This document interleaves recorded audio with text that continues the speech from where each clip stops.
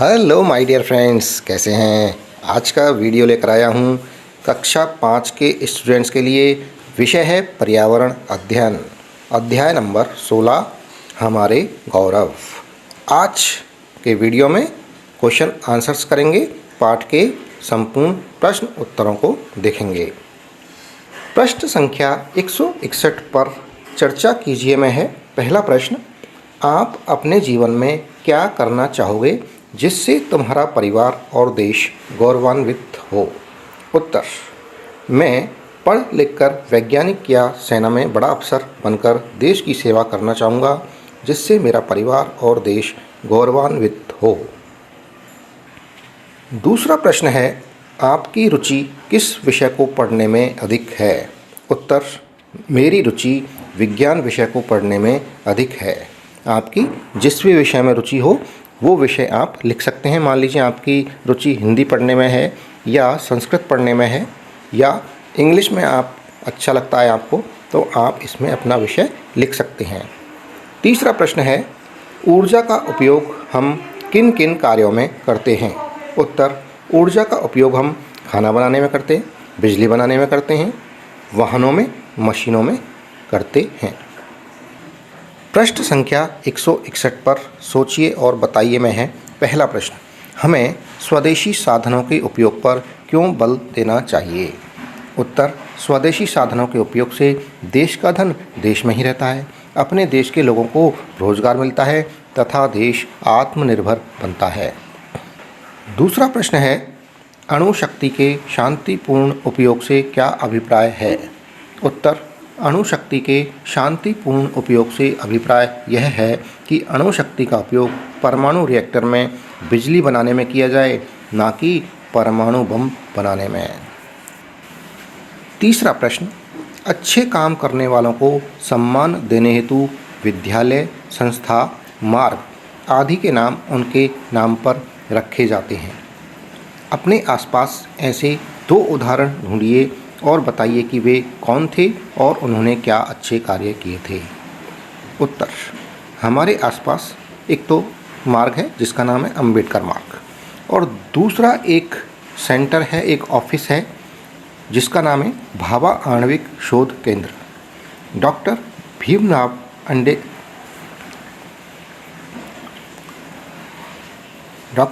भीमराव अंबेडकर संविधान निर्माता थे जिन्होंने संविधान बनाया, इसलिए उस मार्ग का नाम अंबेडकर मार्ग रखा गया।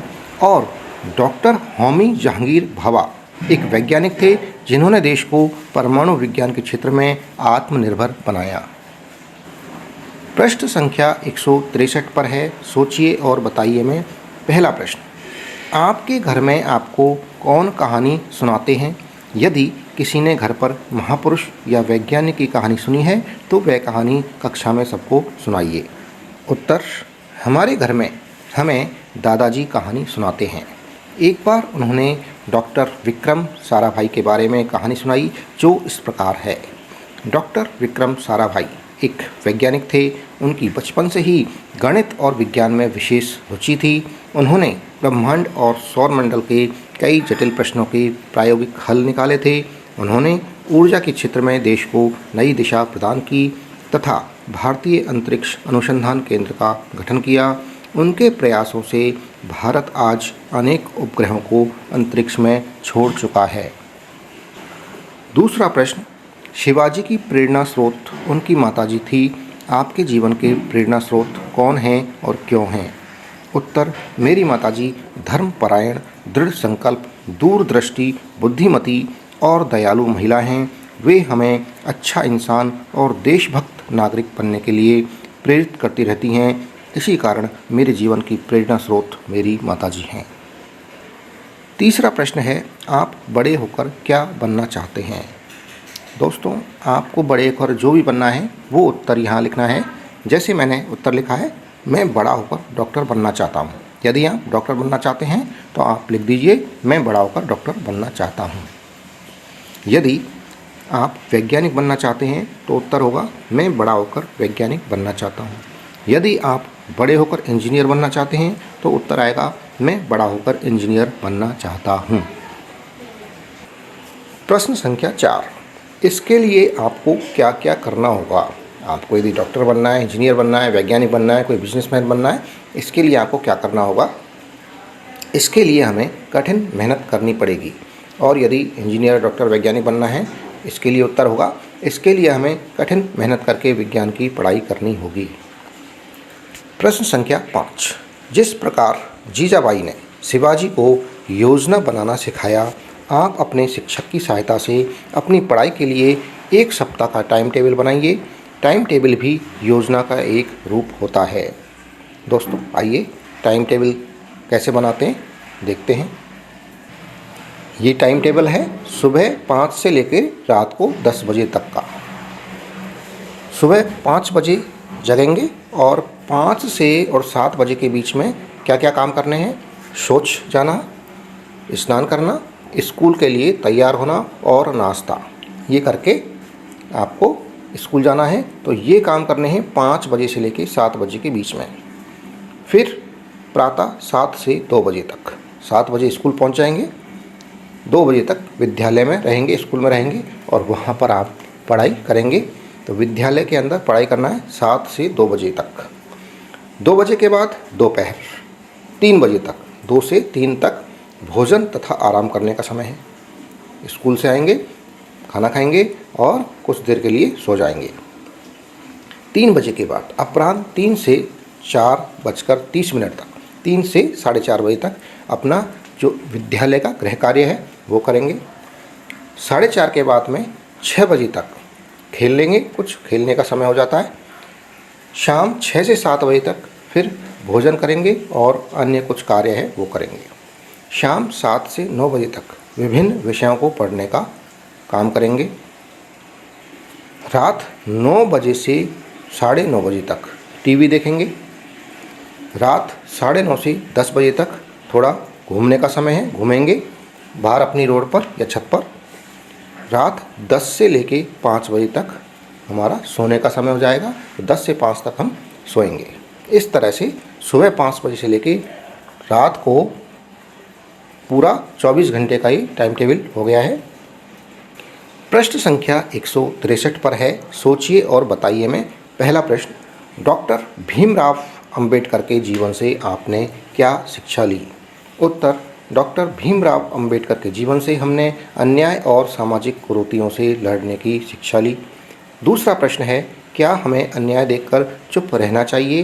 किसी के खिलाफ कोई अन्याय हो रही है, ज़बरदस्ती हो रही है, किसी की पिटाई हो रही है, क्या हमको चुप रहना चाहिए? उत्तर है नहीं, हमें अन्याय देखकर चुप नहीं रहना चाहिए। तीसरा प्रश्न है, आप किसी के प्रति हो रहे अन्याय का विरोध किस प्रकार करेंगे? उत्तर, हम किसी के प्रति हो रहे अन्याय का विरोध अहिंसा से करेंगे और कानून का सहारा लेंगे। किसी को मोबाइल करके भी हम बुला सकते हैं। प्रश्न संख्या 163 पर पता कीजिए में है प्रश्न, पुस्तकालय से डॉक्टर भीमराव अंबेडकर की जीवनी की पुस्तक में से उनके द्वारा चलाए गए किसी आंदोलन के बारे में लिखिए। उत्तर, डॉक्टर भीमराव अंबेडकर ने दलित वर्गों के उत्थान के लिए आंदोलन चलाई। उन्होंने महाराष्ट्र के महाड़ में वहाँ के चौबदार तालाब से दलितों के पानी भरने के अधिकार हेतु जल सत्याग्रह किया। डॉक्टर अंबेडकर के नेतृत्व में दलित वर्ग का यह प्रथम सशक्त सामूहिक आंदोलन था। प्रश्न संख्या 164 पर है, पता कीजिए और बताइए में पहला प्रश्न, आपके गांव या शहर जहां पर भी आप रहते हैं, गांव में रहते हैं तो गांव, शहर में रहते हैं शहर में, कौन कौन से लोग हैं जो सार्वजनिक कार्यों के लिए दिन रात लगे रहते हैं और धन संग्रह भी करते हैं, घर घर जाकर धन इकट्ठा करते हैं? उत्तर, हमारे शहर में हमारी कॉलोनी के कुछ लोग हैं, जैसे कैलाश जी, सत्यनारायण जी, उमेश जी, जो सार्वजनिक कार्यों के लिए दिन रात लगे रहते हैं और धन संग्रह भी करते हैं। दूसरा प्रश्न है, मालवीय जी के कार्य में किस किसने सहयोग किया था? उत्तर, मालवीय जी के कार्य में एनी बिसेंट, महात्मा गांधी, बनारस के तत्कालीन राजा, हैदराबाद के मुस्लिम शासक निज़ाम तथा देश के और भी बहुत से लोगों ने सहयोग किया था।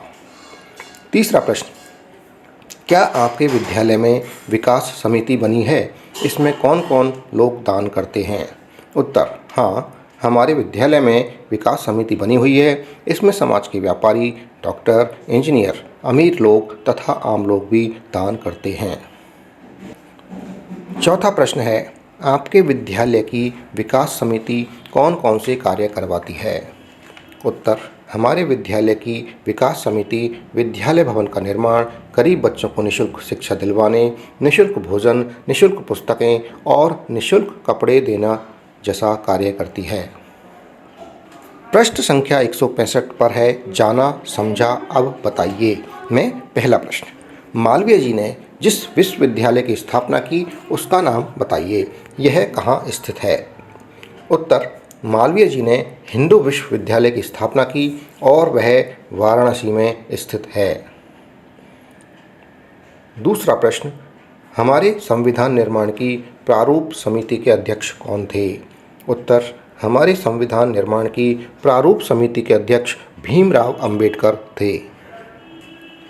तीसरा प्रश्न, शिवाजी की माता का नाम क्या था? उत्तर, शिवाजी की माता का नाम जीजाबाई था। दोस्तों, इसी के साथ में ये वीडियो समाप्त हुआ। जो चैनल पर नए हैं, चैनल को सब्सक्राइब अवश्य कर लें। वीडियो पसंद आ रहा है, वीडियो को लाइक अवश्य करें। धन्यवाद। Thank you.